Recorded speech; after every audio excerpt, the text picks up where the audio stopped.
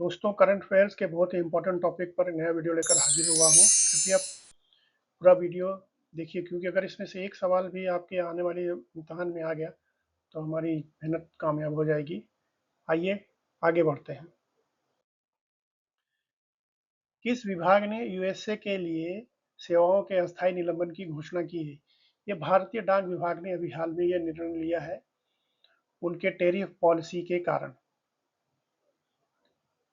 किस देश ने 10 लाख भारतीय पर्यटकों को आकर्षित करने का महत्वाकांक्षी लक्ष्य रखा है? ये ओमान देश ने ये लक्ष्य रखा है। वर्तमान में 7 लाख के करीब भारतीय पर्यटक वहां जाते हैं।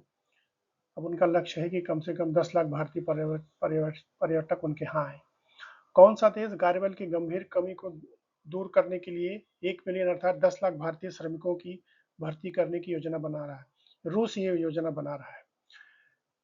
किस देश ने स्कूलों में मोबाइल फोन और डिजिटल उपकरणों पर प्रतिबंध लगा दिया है?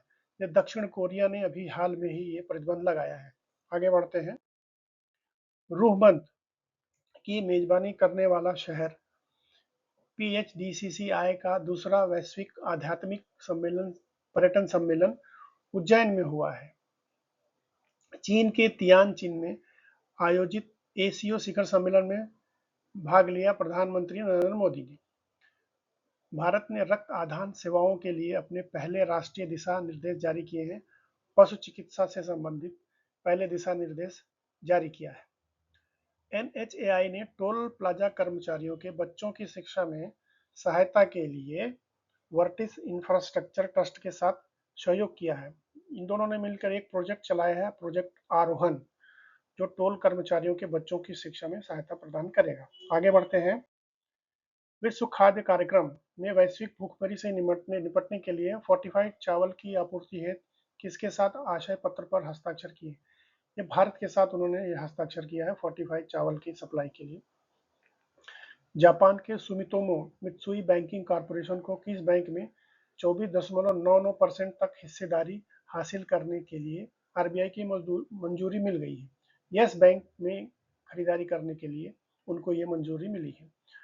प्रधानमंत्री मोदी के नए उपराष्ट्रीय सुरक्षा सलाहकार अनीश दयाल सिंह को बनाया गया है।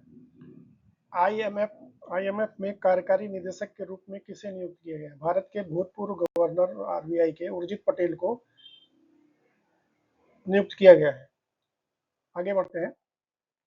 MCA ने वानखेड़े स्टेडियम में किस क्रिकेटर की आदमकद प्रतिमा स्थापित कर उन्हें सम्मानित किया? सुनील गावस्कर को सम्मानित किया गया अभी हाल में। फिडे जो शतरंज से संबंधित है, विश्व कप 2025 किस राज्य में आयोजित किया जाएगा? गोवा में आयोजित किया जाएगा। इस संस्था ने भारत में अपना पहला कार्यालय खोलने की पुष्टि की है। ओपन AI ने ये फैसला किया है। गूगल के नए AI संचालित फोटो एडिटिंग टूल का कोड नाम है नैनो बनाना। 2025 से आयुर्वेदिक दिवस हर साल मनाया जाएगा। अब हर साल 23 सितंबर को आयुर्वेद दिवस मनाया जाएगा। आगे बढ़ते हैं। मेघनाथ देसाई, जिनका हाल ही में निधन हो गया, किससे संबंधित है? मेघनाथ देसाई एक बहुत ही ख्याति प्राप्त अर्थशास्त्री थे। भारतीय रिजर्व बैंक डिजिटल भुगतान सूचकांक RBI DPI का आधार वर्ष क्या है? ये मार्च 2018 है। Human outer planetary exploration hope चंद्रमा और मंगल सिमुलेशन अनुसंधान केंद्र है, जो किस राज्य या केंद्र शासित प्रदेश में स्थित है? ये लद्दाख में स्थित है। MS स्वामीनाथन शताब्दी अंतर्राष्ट्रीय सम्मेलन कहाँ आयोजित किया? ये अभी दिल्ली में ही आयोजित किया गया। आगे बढ़ते हैं। खीर गंगा नदी, जो अचानक आई बाढ़ के कारण खबरों में थी, उत्तराखंड की किस प्रमुख नदी की सहायक नदी है? भागीरथी नदी की सहायक नदी है। यहाँ पे बहुत तबाही मची थी। यशोदा AI साक्षरता कार्यक्रम किस संगठन की पहल है? यह राष्ट्रीय महिला आयोग की पहल है। किस संगठन ने हेपेटाइटिस D वायरस HDV को मनुष्यों के लिए कैंसरकारी के रूप में पुनः वर्गीकृत किया है? ये विश्व स्वास्थ्य संगठन ने हाल में ही इसको वर्गीकृत किया है।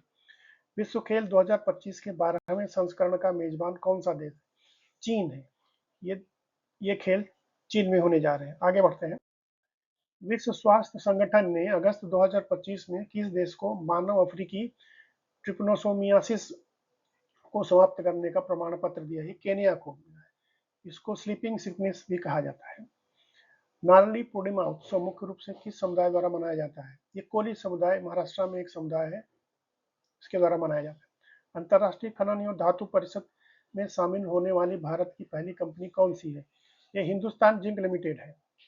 किस संगठन ने भारत के सबसे बड़े स्कूल आधारित टिंकरिंग कार्यक्रम मेगा टिंकरिंग डे 2025 की मेजबानी की है? ये अटल इनोवेशन मिशन, जो कि नीति आयोग के अंतर्गत है, उसने किया है। आगे बढ़ते हैं। भारत में सतत विमान ईंधन एसएफ के लिए आईएससीसी CORSIA प्रमाणन प्राप्त करने वाली पहली company Indian oil corporation limited है। गोल्डन डोम मिसाइल रक्षा प्रणाली जो समाचारों में देखी गई थी, किस देश की है? ये संयुक्त राष्ट्र ने बनाया है। संयुक्त राष्ट्र अमेरिका की ये प्रणाली, रक्षा प्रणाली है, जो भी हाल में ही डेवलप की गई। सुलावेसी द्वीप जो हाल ही में खबरों में रहा, किस देश का हिस्सा है? ये इंडोनेशिया का हिस्सा है। अरुणाचल प्रदेश में आरोग्यम स्वास्थ्य एवं कल्याण केंद्र भारतीय सेना की किस पहल के तहत शुरू किया गया है? ऑपरेशन सद्भावना के तहत ये केंद्र स्थापित किए गए हैं। आगे बढ़ते हैं।